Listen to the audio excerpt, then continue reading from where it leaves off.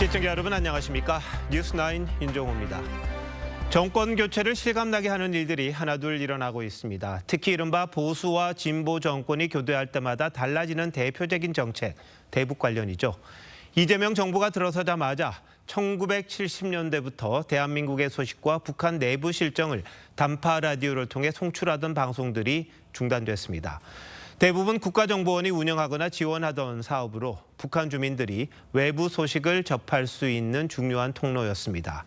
전면 중단은 50여 년 만에 처음이라는데 왜 이러는 건지 궁금합니다. 반면 북한 영화나 만화처럼 우리 국민들의 접근을 제한했던 부분들에 대해서는 알 권리를 위해 빗장을 푼다고 합니다. 남과 북, 상대가 있는 건데요. 우리 건 스스로 내려놓고 저쪽 건 수용하는 이런 일들을 어떻게 봐야 하는 건지 먼저 최영국 기자가 전합니다. 유가족들에게 발설은 물론 최근 방송된 대북 단파 라디오 방송 희망의 메아리입니다. 북한 당국이 러시아에 파병돼 사망한 군인 유가족들을 불러 아무런 설명도 없이 전사증을 전해준 가운데 1970년대 초부터 북한 정권의 실상을 비판해온 이 방송은 국가정보원이 운영하는 걸로 알려졌는데 이달 들어 대북 라디오와 TV 방송들이 줄줄이 중단된 것으로 알려졌습니다. 국정원은 확인해 줄 수 없다는 입장이지만 지난달 말 이종석 국정원장 취임 이후 이뤄진 조치로 보입니다. 남북 간 군사적 긴장을 완화하고 적대적인 남북 관계를 해소하기 위한 정부의 노력을 적극 지원하겠습니다.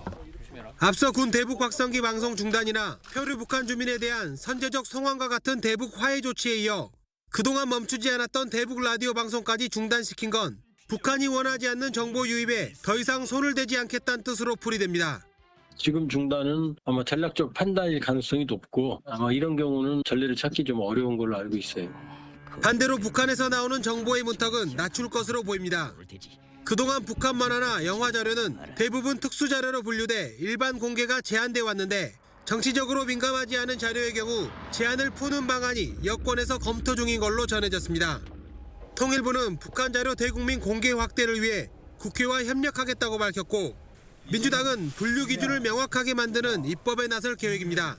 TV조선 최원국입니다.